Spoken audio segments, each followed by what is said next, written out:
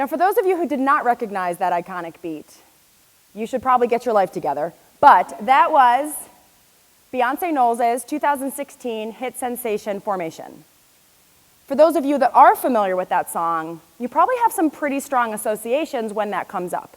It could be because of the music video, it could have been because of the hit single, or you may remember Beyonce's sensationalist Black Panther meets Michael Jackson, Black Lives Matter Super Bowl halftime show that hit the headlines. When people hear this song, when they hear the beat, they typically have a couple of reactions. And I know this because as a rhetorical scholar, a person who studies sort of how cultural symbols shape the way that we think about reality, I've spent 2 years studying the popular and critical reception of this text. And typically, the reception falls into one of 4 categories, and I'm sure that you're going to recognize yourself in one of these or some combination. The first response I call resilient blackness, and by this I mean these are people or opinions that were very excited about this text because it really shows the way that Black Americans have pulled themselves up out of trauma, from slavery, from Hurricane Katrina especially, and overcome and succeeded.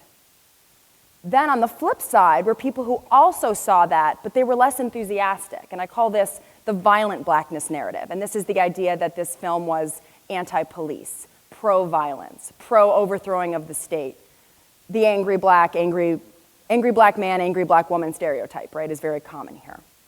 On the flip side were people who celebrated this not because of resilience, but because of the way that it represented trauma. And that was, it used signifiers of Katrina, of slavery, of Civil War reconstruction in the United States, and gave voice to the way that Black Americans have been oppressed and persecuted for centuries in this country. And then on the flip side of that were people who really were offended by the way that Beyonce used these signifiers of trauma because, first of all, she's a light-skinned Black woman. She's not a dark-skinned Black woman, and that matters in history. She's not really from Katrina. And again, these are not facts. These are just how people interpreted the video.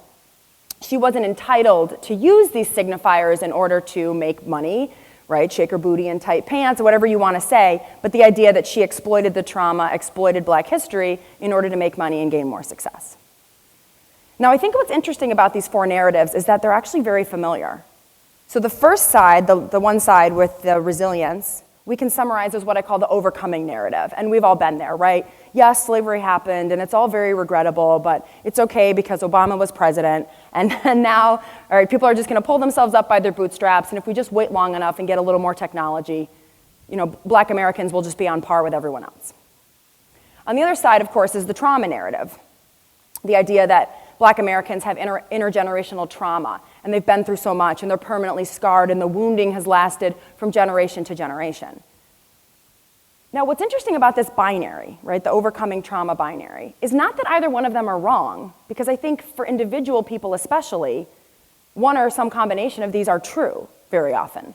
But as a culture, when we think about what it means to be a Black American, and when we think about the fact that more Black men are incarcerated in the United States prison system than anyone else, or the fact that fewer Black individuals become college educated than white individuals based on statistics, when we look at these as the 2 explanations for why that is, the one thing we don't see is a lot of opportunity to do anything, right? Because if it's an overcoming narrative and they're just going to figure it out, then we'll just wait for that to happen. We'll let the communities figure it out and we're sort of absolved. On the other hand, if in fact this trauma narrative is true, how much can you really do? It's just all, again, it's all very sad. Nobody's excited that slavery happened. We regret it, we wish it didn't, but it's done now and we're kind of off the hook. The point I want to make about Beyonce's Formation today is not that either one of those narratives isn't present, because certainly, depending on what you're looking at and how you're reading it, that text produces both of those narratives. But I want to also make an argument that it produces a third narrative that I don't think we've picked up as much in popular culture, either because we're not looking for it or because these binaries are so seeped into our consciousness, we aren't able to make that connection to the text. And the argument I want to make is this. If the overcoming narrative is all about the future, right? In the future, we will be able to do X. And the trauma narrative is all about the past. The past happened, we can't do anything about it, and what's done is done. There's a binary there that sort of brackets the present. Like one thing's going to happen, one thing already happened, and you're sort of absolved because you live here in this central time. But there's another way of thinking about time and our present relationship to the legacy of slavery and to Katrina particular, which is called the past imperfect. And do we have any language-y people, or maybe you took French? Yeah, right. So the passé composé is the French version of this. And here's how the syntax works, and it's familiar, so it's a fancy word, but you'll understand this. If the future tense is I will go to the store, and the past tense is I went to the store, the past imperfect is the I had been going to the store. And what's really interesting about thinking about slavery that way, right? Slavery was happening, not it happened or we're going to get over it, right? But it was happening, is that it's the idea that, yes, it's chronologically in the past, but we're still sort of working out the entailments of it.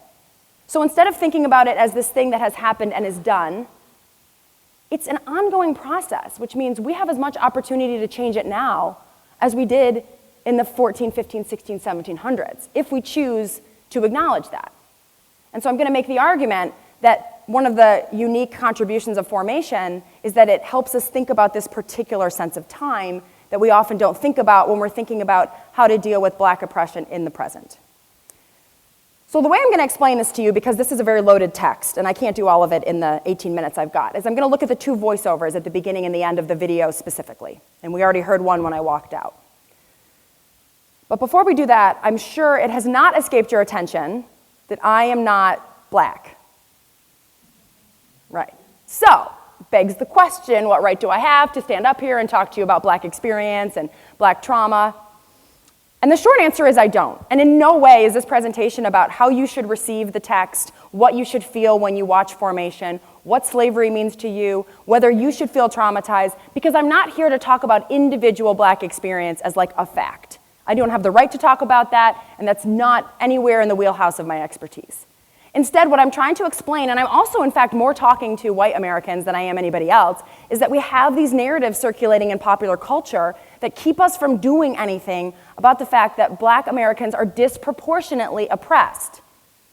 And so I'm trying to suggest that this text gives us an alternate way of thinking about that oppression and our role to it.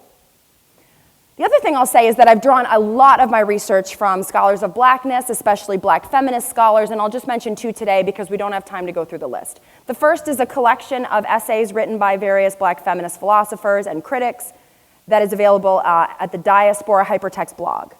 And there are hundreds of these, and I've read them heavily, and I've interviewed many of the people who wrote them.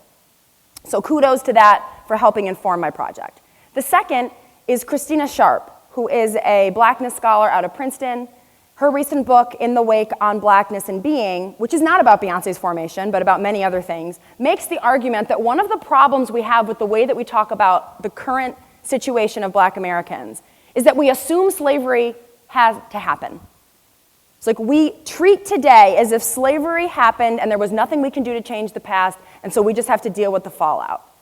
But what Sharp says is, what if we imagine slavery was never supposed to happen?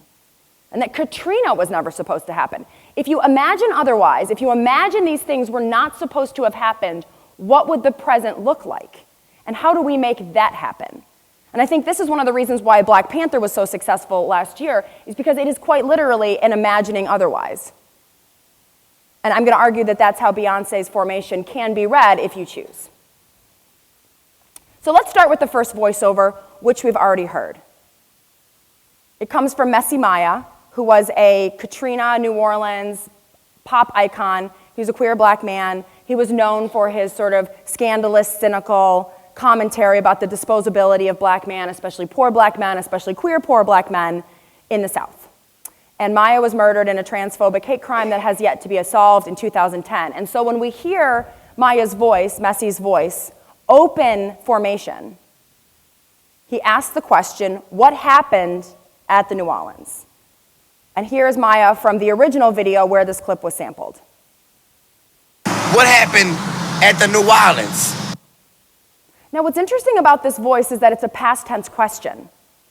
He's asking about history, but it's at the start of the video.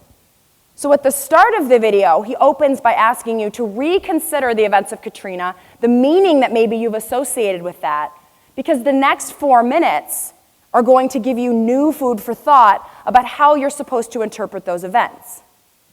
So the what happened is very important here because it is something from the past, But you get to reinterpret what that means for the present. And I think we often forget that the fact of something happening in history is not the only way to think about something. You can also think about how the present is still doing what happened before, because that gives you a chance to intervene politically, whereas the other one just is like, well, I guess it's done.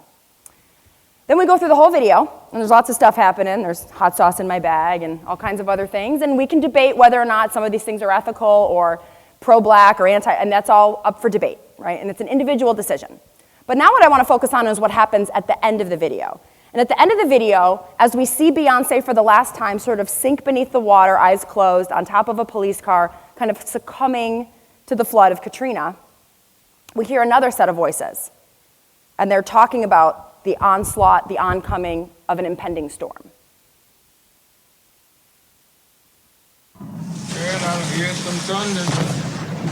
Golly, look at that water, boy. Ew, Lord.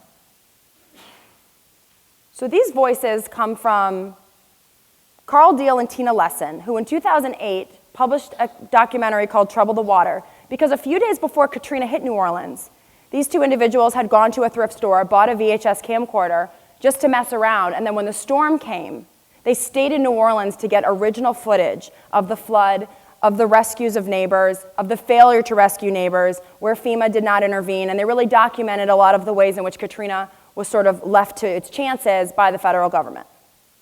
But what's really interesting is that we've spent the last 5 minutes of this video thinking about what it means, what Katrina means now, right? What does it mean that these events happened? How are they connected to a history of black oppression?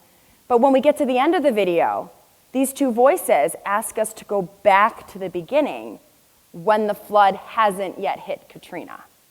So you get into a feedback loop, right? Where by the time you get to the end and you've made new sense of what Katrina means, these voices invite you to go back to the beginning where Maya once again says, what happened at New Orleans? So the structure of the film, of the video, keeps you in a loop where you are repeatedly asked to rethink what does the history of black oppression mean for the present, instead of just thinking, well, that happened and it's over now and I can't do much about it. And that, to me, is where Christina Sharp and myself meet up, because this is that imagining otherwise, imagining if slavery never had to happen, if Katrina was never supposed to happen, how would we live differently now and how do we get there?